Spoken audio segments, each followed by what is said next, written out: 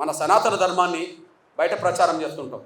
హిందూ ధర్మాన్ని ఇక్కడ కుల వ్యవస్థ గురించి అక్కడ చెప్పకుండా హిందూ ధర్మం గొప్పతనం గురించి మాట్లాడుతుంటాం. నేను అంటున్నా, ఈ మధ్య కాలంలో 100% ఫండమెంటల్గా ముస్లిం దేశాలుగా ప్రవక్త దేశాలుగా ఉన్న కాడ మన హిందూ దేవాలయాలు ఏర్పడుతున్న విషయం మనం మర్చిపో. 2024లో యునైటెడ్ ఎమిరేట్స్ అబుదాబిలో మన ప్రధానమంత్రి గారు 2024 ఫిబ్రవరి 14 అబుదాబిలో ప్రధానంగా హిందూ దేవాలయాన్ని ప్రారంభించి వచ్చిన విషయం మనం మర్చిపో. చూడండి, ఆ ఆలయము 27 ఎకరాల్లో నిర్మించబడ్డది. యుఏ ప్రభుత్వం భూమి ఇచ్చి మద్దతు ఇచ్చింది. ఇది హిందూ ముస్లిం దేశాల సాంస్కృతిక సంబంధాలకు చిహ్నంగా నిలబడ్డది. ఏ దేశంలో? గౌరవ ప్రధానమంత్రి నరేంద్ర మోడీ గారు ఎక్కడికి వెళ్ళాడు? మన ప్రధానమంత్రి గారు అక్కడ హిందూ దేవాలయాన్ని ప్రారంభించడానికి వెళ్ళాడు కదా. అక్కడ హిందూ దేవాలయాన్ని ప్రారంభించడానికి వెళ్ళాడు కదా. అక్కడ 27 ఎకరాల్లో మన హిందూ దేవాలయం నిర్మించుకున్నారు కదా. దానికి అక్కడ ఉండబడే ముస్లిం ప్రభుత్వమే భూమి 27 ఎకరాల భూమి ఇచ్చింది కదా. ఆ ప్రారంభోత్సవానికి అక్కడ ఉండబడే రాజు కూడా వచ్చాడు కదా. ఏ రాజు? ముస్లిం రాజే కదా. ఆడ ప్రారంభోత్సవానికి ముస్లిం రాజే వచ్చాడు కదా. ఇప్పుడు పాశ్చాత్య దేశాల్లో అమెరికా క్రైస్తవ దేశం అని మనం అంటున్నాం అనుకోండి, అక్కడ హిందూ దేవాలయాలు కట్టుకుంటే ఎవరు అడ్డం పడలేదు కదా. ఆడ ఫలాని మతం ఉంటేనే మీకు ఉద్యోగాలు ఇస్తామని చెప్పలేదు కదా. అమెరికా పౌరుగా ఎవరు సభ్యత్వం తీసుకున్నా ఆడ కులంతో మతంతో ఏదంతో సంబంధం లేకుండా, ఆడ కులమైంది లేదు, ఏ మత విశ్వాసంతో సంబంధం లేకుండా అన్ని రైట్స్ అమెరికా ఇస్తున్నది కదా. అమెరికా అన్ని రైట్స్. ఇప్పుడు మన తెలుగు ప్రజల్లో బాగా చదువుకున్న పిల్లలు, ఉన్నత వర్గాల పిల్లలు ఎక్కడికి పోవాలనుకుంటారు? అమెరికాకు పోవాలనుకుంటారు. ఇక్కడ పోయేటోళ్ళందరూ ఎవరు? మెజారిటీ హిందువులు.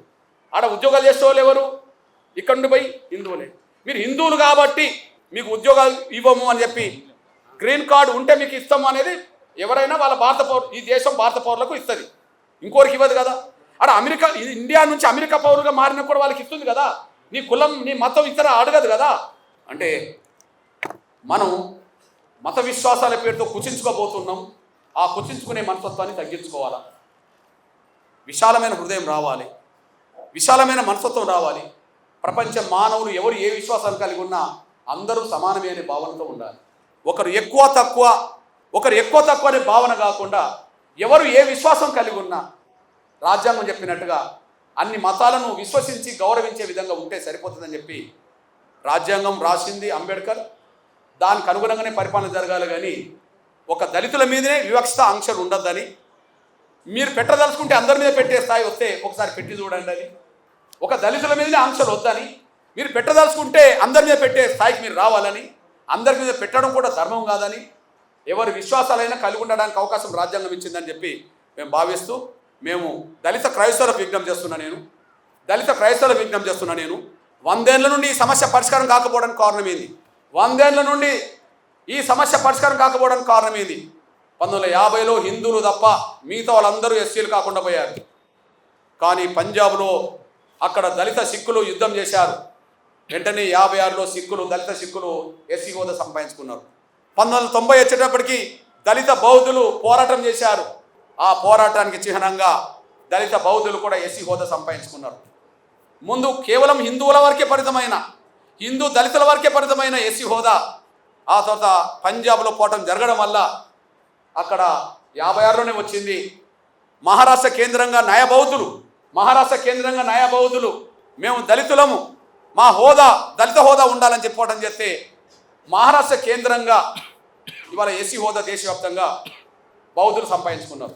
ఇక్కడ చెప్పదలుచుకున్నది ఏంటంటే, పంజాబ్ దళితులు పంజాబ్కి పరిమితం ప్రధానంగా, నయా బౌద్ధులు మహారాష్ట్రలోనే ఎక్కువ మంది ఉన్నారు అంబేద్కర్ వల్ల. నేనంటున్నా, ఒక్క రాష్ట్రంలో ఉండబడే పంజాబ్ దళితులు ఎస్సీ హోదా సంపాదించుకున్నారే పోరాటం చేసి. ఒక్క రాష్ట్రంలో మహారాష్ట్రలో ఉండబడే ప్రధానంగా దళితులు బౌద్ధులకు ఎస్సీ హోదా సంపాదించుకున్నారే. మరి దేశవ్యాప్తంగా అన్ని రాష్ట్రాల్లో దళిత క్రైస్తవులు ఉన్నారు, ఎస్సీ హోదా ఎందుకు సంపాదించుకోలేకపోయారు? ఒక్క రాష్ట్రంలో ఉండబడే పంజాబ్ దళితులు ఎస్సీ హోదా సంపాదించుకోవడానికి ఏం చేశారు? వాళ్ళు పోరాటం చేశారు.